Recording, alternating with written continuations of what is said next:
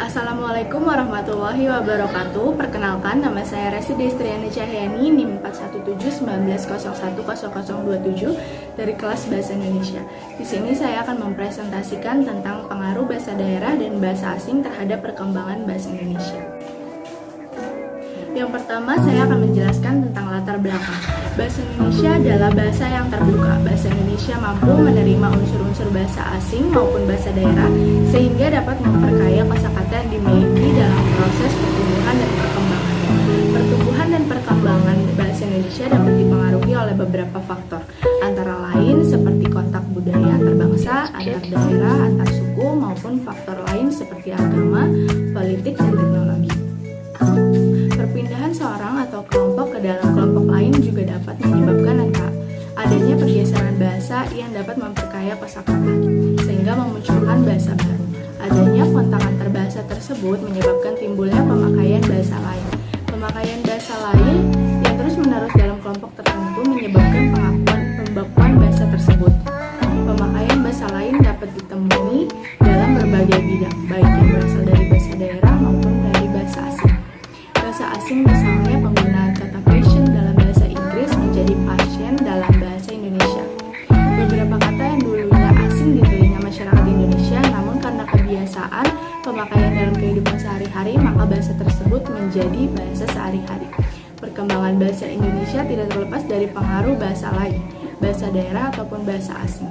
Pengaruh itu di satu sisi dapat memperkaya hazanah bahasa Indonesia, tetapi di sisi lain dapat juga mengganggu kaidah tata bahasa Indonesia sehingga menimbulkan ketidakefektifan kalimat, menurut Putra Yasa tahun 2009. Berdasarkan uraian tersebut, penulis tertarik untuk meneliti lebih tentang pengaruh bahasa daerah dan bahasa asing terhadap perkembangan bahasa Indonesia. Selanjutnya ada rumusan masalah, tujuan, dan manfaat.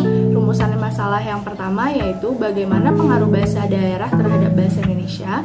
Yang kedua, apa saja dampak positif dan negatif dari pengguna bahasa daerah terhadap bahasa Indonesia. Yang ketiga, bagaimana pengaruh bahasa asing terhadap bahasa Indonesia.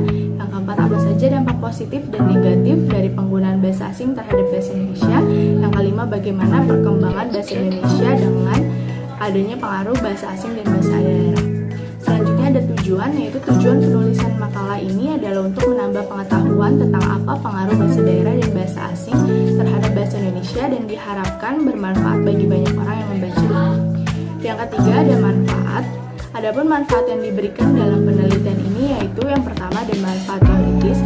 Hasil penelitian ini dapat bermanfaat memperluas wacana ilmu, pengetahuan di bidang bahasa, serta menambah wawasan dan pengetahuan bagi penulis dan khususnya pembaca.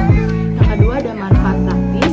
Manfaat praktis dari penelitian ini adalah sebagai masukan bagi pemakai bahasa Indonesia dalam penggunaan bahasa asing dalam bahasa Indonesia, khususnya bagi perkembangan bahasa Indonesia.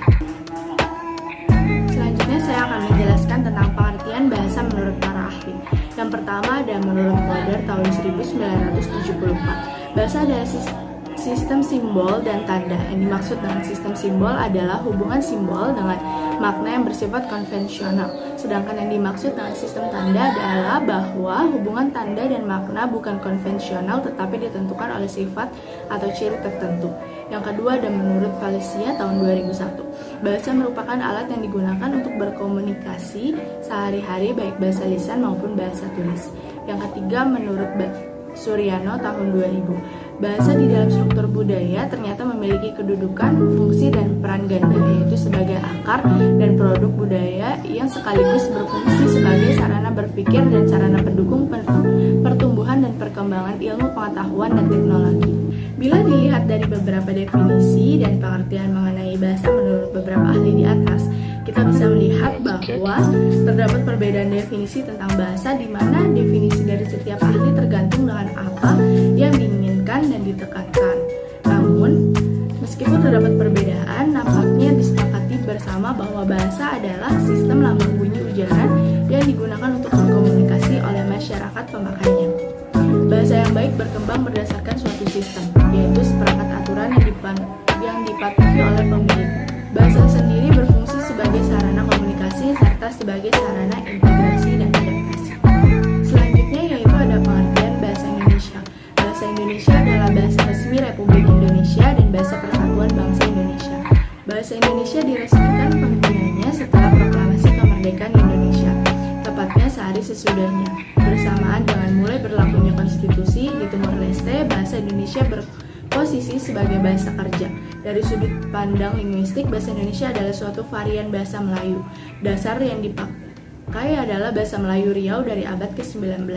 Dalam perkembangannya, ia mengalami perubahan akibat penggunaannya sebagai bahasa kerja di lingkungan administrasi kolonial dan berbagai proses pembakuan sejak awal abad ke-20. Penamaan bahasa Indonesia diawali sejak dirancangnya Sumpah Pemuda tanggal 28 Oktober 1928. Untuk menghindari kesan imperialisme bahasa, apabila nama bahasa Melayu tetap digunakan, proses ini menyebabkan berbedanya bahasa Indonesia saat ini dari varian bahasa Melayu yang digunakan di Riau maupun Semenanjung Malaya. Hingga saat ini, bahasa Indonesia merupakan bahasa yang hidup yang terus menghasilkan kata-kata baru, baik melalui penciptaan maupun penyerapan dari bahasa daerah dan bahasa asing. Selanjutnya ada kedudukan dan fungsi bahasa Indonesia. Bahasa Indonesia mempunyai kedudukan yang sangat penting seperti tercantum pada Ikrar Ketiga Sumpah Pemuda tahun 1928 yang berbunyi, "Kami putra dan putri Indonesia menjunjung bahasa persatuan bahasa Indonesia." Selain itu di dalam UUD 1945 bab 15 pasal 36 yang berbunyi, "Bahasa negara ialah bahasa Indonesia." Kedudukan bahasa Indonesia sebagai bahasa nasional merupakan hasil perumusan seminar politik bahasa nasional yang diselenggarakan di Jakarta pada 25 sampai 28 Februari 1975. Dalam kedudukannya sebagai bahasa nasional, bahasa Indonesia berfungsi sebagai yang pertama, lambang kebanggaan kebangsaan, yang kedua, lambang identitas nasional, yang ketiga, alat penghubung antar warga, antar daerah dan antar budaya, yang keempat, alat yang memungkinkan penyatuan berbagai suku bangsa dengan latar belakang sosial budaya dan bahasanya masing-masing ke dalam kesatuan kebangsaan Indonesia. Keempat hal tersebut akan diuraikan sebagai berikut. Sedangkan di dalam kedudukannya sebagai bahasa negara, bahasa Indonesia berfungsi sebagai yang pertama, bahasa resmi kenegaraan, yang kedua, bahasa pengantar dalam dunia pendidikan, yang ketiga, alat perhubungan pada tingkat nasional untuk kepentingan perencanaan dan pelaksanaan pembangunan, yang keempat, sarana pengembangan dan kemanfaatan ilmu pengetahuan, teknologi, dan seni, yang kelima, sarana pengembangan kebudayaan nasional, yang keenam, transaksi dan dokumentasi niaga, yang ketujuh, bahasa media massa. Fungsi bahasa Indonesia sebagai bahasa negara harus betul-betul dilaksanakan dalam kehidupan berbangsa dan bernegara. Setiap pejabat negara harus memperhatikan fungsi bahasa Indonesia sebagai bahasa negara. Lalu ada pengertian bahasa daerah. Pengertian bahasa menurut Wibowo adalah sistem simbol bunyi yang bermakna dan berartikulasi atau dihasilkan oleh alat ucap yang bersifat arbiter dan konvensional yang dipakai sebagai alat berkomunikasi oleh kelompok manusia untuk melahirkan perasaan dan pikiran. Sedangkan daerah adalah tempat sekeliling atau yang termasuk di lingkungan suatu kota atau wilayah dan sebagainya. Dari pengertian di atas dapat disimpulkan bahwa bahasa daerah merupakan simbol atau bunyi yang bermakna dan berartikulasi yang digunakan di lingkungan suatu kota atau wilayah yang dipakai sebagai bahasa penghubung antar daerah di wilayah Republik Indonesia. Bahasa daerah merupakan bahasa tradisional di sebuah daerah yang menjadi warisan turun-temurun bagi masyarakat pemakai di tempat bahasa itu digunakan, menurut Jos Daniel Parera tahun 1989. Selanjutnya ada kedudukan dan fungsi bahasa daerah. Secara umum, bahasa mempunyai 4 fungsi, yaitu sebagai yang pertama, alat untuk mengungkapkan perasaan atau mengekspresikan diri, yang kedua, alat komunikasi, yang ketiga, alat berintegrasi dan beradaptasi sosial, yang keempat, alat kontrol sosial. Di dalam kedudukannya sebagai bahasa daerah seperti bahasa Jawa, bahasa Sunda, bahasa Bali, bahasa Bugis, bahasa Makassar, dan sebagainya, bahasa daerah berfungsi sebagai lambang kebanggaan daerah, lambang identitas daerah, sarana penghubungan di dalam keluarga dan masyarakat daerah, sarana pengembangan serta pendukung kebudayaan daerah, serta bahasa daerah dapat digunakan sebagai bahasa pengantar dalam tahap awal pendidikan apabila diperlukan dalam penyampaian pengetahuan dan atau keterampilan tertentu. Adapun kedudukan bahasa daerah yaitu penunjang bahasa nasional, sumber bahan pengembangan bahasa nasional, bahasa pengantar pada tingkat permulaan di sekolah dasar di daerah tertentu untuk memperlancar pengajaran bahasa Indonesia dan mata pelajaran lain. Jadi bahasa daerah ini secara sosial politik merupakan bahasa kedua dari bahasa Indonesia. Lalu ada pengaruh bahasa daerah terhadap bahasa Indonesia. Yang pertama ada keanekaragaman bahasa daerah. Keanekaragaman budaya dan bahasa daerah mempunyai peranan dan pengaruh terhadap bahasa yang akan diperoleh seseorang pada tahapan berikutnya, khususnya bahasa formal atau bahasa resmi, yaitu bahasa Indonesia. Sebagai contoh, seorang anak memiliki ibu yang berasal dari daerah Sakayu, sedangkan ayahnya berasal dari daerah Pagaralam, dan keluarga ini hidup di lingkungan orang Palembang. Dalam mengucapkan sebuah kata, misalnya mengapa sang ibu yang berasal dari Sakayu mengucapkan ngape, dibaca kuat, sedangkan bapaknya dari Pagaralam mengucapkan ngape, dibaca lemah, dan di lingkungannya kata mengapa diucapkan ngape. Ketika sang anak mulai bersekolah, ia mendapat seseorang teman yang berasal dari bahasa Jawa mengucapkan mengapa dengan ngopo. Hal ini dapat menimbulkan kebingungan bagi sang anak untuk memilih ucapan apa yang akan digunakan. Menurut Dwi Aji Sabto tahun 2010, akan tetapi tidak dapat dipungkiri bahwa keanekaragaman budaya dan bahasa daerah merupakan keunikan tersendiri bahasa Indonesia dan merupakan kekayaan yang harus dilestarikan. Dan keanekaragaman ini akan mencirikan Indonesia sebagai negara yang kaya akan kebudayaannya. Berbedanya bahasa di tiap-tiap daerah menandakan identitas dan ciri khas masing-masing daerah. Menurut Dwi Aji Sabto tahun 2010. Adapun dampak positif dan negatif penggunaan bahasa daerah terhadap bahasa Indonesia. Dampak positif yang pertama yaitu bahasa Indonesia memiliki banyak kosakata, yang kedua sebagai kekayaan budaya bangsa Indonesia, yang ketiga sebagai identitas dan ciri khas dari suatu suku dan daerah, yang keempat menimbulkan keakraban dalam berkomunikasi. Dan ada dampak negatif, yang pertama bahasa daerah yang satu sulit dipahami oleh daerah lain, yang kedua warga negara asing yang ingin belajar bahasa Indonesia menjadi kesulitan karena terlalu banyak kosakata, yang ketiga masyarakat menjadi kurang paham dalam menggunakan bahasa Indonesia yang baku karena sudah terbiasa menggunakan bahasa daerah, yang keempat dapat menimbulkan kesalahpahaman. Selanjutnya ada pengaruh bahasa asing terhadap bahasa Indonesia. Pengaruh bahasa asing. Zaman sekarang hanya bisa menggunakan suatu bahasa sulit untuk bisa masuk ke dalam global competition.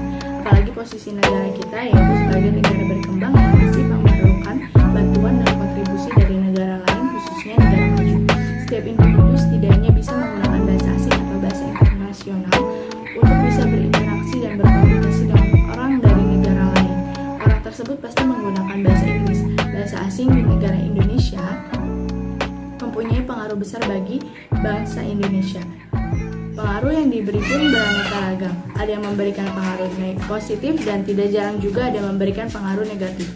Dengan keberadaan bahasa Inggris atau bahasa asing sebagai bahasa internasional, pendidikan Indonesia memiliki kurikulum dan pelajaran tentang bahasa Inggris yang dilakukan agar sumber daya manusia Indonesia dapat ikut andil dalam globalisasi dunia. Adapun dampak positif dan negatif penggunaan bahasa asing terhadap bahasa Indonesia. Dampak positifnya yaitu adanya bahasa asing terutama bahasa Inggris dapat menambah pembendaharaan bahasa Indonesia dengan adanya kata serapan. Dengan ini bahasa Indonesia bisa semakin berkembang karena adanya tuntutan zaman atau era globalisasi. Selain itu, dampak positif dari bahasa asing yaitu semakin banyak orang yang mampu berkomunikasi dalam bahasa Inggris, maka akan semakin cepat proses transfer ilmu, pengetahuan menguntungkan dalam berbagai kegiatan bisnis, sekolah, dan lain sebagainya. Memperoleh dua atau lebih bahasa dengan baik melalui tahap perkembangan bahasa yang relatif sama meskipun setiap anak dapat mencapai tahap tersebut pada usia yang berbeda. Selanjutnya ada dampak negatif yaitu yang pertama mulai tergesernya bahasa Indonesia, yang kedua tatanan bahasa Indonesia yang baik dan benar menjadi kacau, yang ketiga selain itu juga dapat mengurangi kaidah kebahasaan Indonesia. Selanjutnya ada pengaruh bahasa asing dan bahasa daerah terhadap perkembangan bahasa Indonesia. Secara formal bahasa Indonesia mempunyai 4 kedudukan yaitu sebagai bahasa persatuan, bahasa nasional, bahasa negara, dan bahasa resmi. Dalam perkembangan lebih lanjut, bahasa Indonesia berhasil mendudukan diri sebagai bahasa budaya dan bahasa ilmu. Kehadiran bahasa Indonesia di tengah-tengah ratusan bahasa daerah tidak menimbulkan sentimen negatif bagi etnis yang menggunakannya. Sebaliknya, justru kehadiran bahasa Indonesia dianggap sebagai pelindung sentimen kedaerahan dan sebagai penengah ego kesukuan. Sejalan dengan fungsinya sebagai perhubungan antar daerah dan antar budaya. Kenyataan ini tentulah dapat menambah rasa kebanggaan akan kemampuan bahasa Indonesia.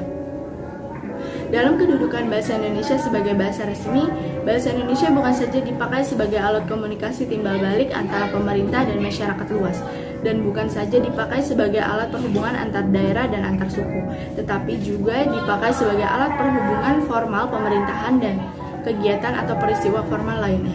Dengan kata lain, apabila pokok persoalan yang dibicarakan menyangkut masalah nasional dan dalam situasi formal, berkecenderungan menggunakan bahasa Indonesia. Di samping sebagai bahasa negara dan bahasa resmi, dalam hubungannya sebagai bahasa budaya, bahasa Indonesia merupakan satu-satunya alat untuk membina dan mengembangkan kebudayaan nasional sedemikian rupa sehingga bahasa Indonesia memiliki ciri-ciri dan identitas sendiri yang membedakannya dengan kebudayaan daerah.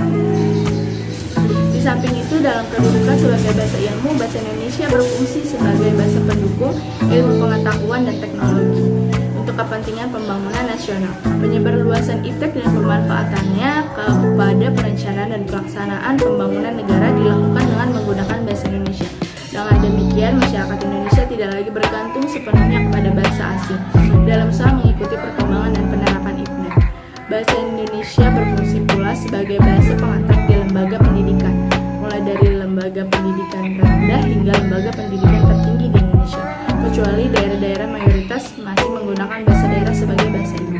Di daerah ini, bahasa daerah boleh dipakai sebagai bahasa pengantar di dunia pendidikan tingkat sekolah dasar sampai dengan tahun ketiga atau kelas 3. Setelah itu harus menggunakan bahasa Indonesia. Hal tersebut menunjukkan bahwa bahasa Indonesia mampu sebagai alat penyampaian iptek dan sekaligus menepis anggapan bahwa bahasa Indonesia belum mampu mewadahi konsep-konsep iptek.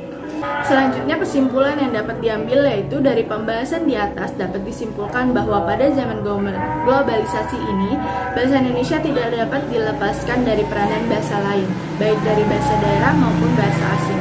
Peranan bahasa asing dalam bahasa Indonesia membuktikan adanya kontak atau hubungan antar bahasa sehingga timbul penyerapan bahasa-bahasa asing ke dalam bahasa Indonesia.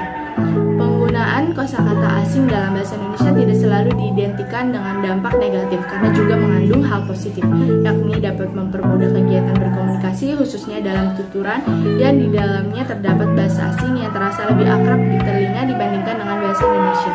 Namun diharapkan bahasa Indonesia tetap menjadi bahasa pemersatu bangsa, tidak boleh diabaikan dan tetap harus dipertahankan keberadaannya. Dalam kedudukan bahasa Indonesia sebagai bahasa resmi, bahasa Indonesia bukan saja dipakai sebagai alat komunikasi timbal balik antara pemerintah dan masyarakat luas, dan bukan saja dipakai sebagai alat perhubungan antar daerah dan antar suku, tetapi juga dipakai sebagai alat perhubungan formal pemerintahan dan kegiatan atau peristiwa formal. Karena keragaman budaya dan bahasa daerah mempunyai peranan dan pengaruh terhadap bahasa Indonesia, dikarenakan masyarakat dalam berkomunikasi setiap hari lebih cenderung menggunakan bahasa daerah dibandingkan menggunakan bahasa Indonesia, yang baku dan merasa canggung apabila bahasa Indonesia itu digunakan untuk berkomunikasi dalam kehidupan sehari-hari. Selanjutnya ada saran, yaitu sebaiknya masyarakat menggunakan bahasa Indonesia yang baik dan benar, dan jangan mencampur adukan bahasa daerah dan bahasa asing dalam bahasa Indonesia karena akan menimbulkan banyak kosakata baru dan mempengaruhi pengucapan saat menggunakan bahasa Indonesia baku. Sekian presentasi dari saya, kurang lebihnya mohon maaf. Wassalamualaikum warahmatullahi wabarakatuh.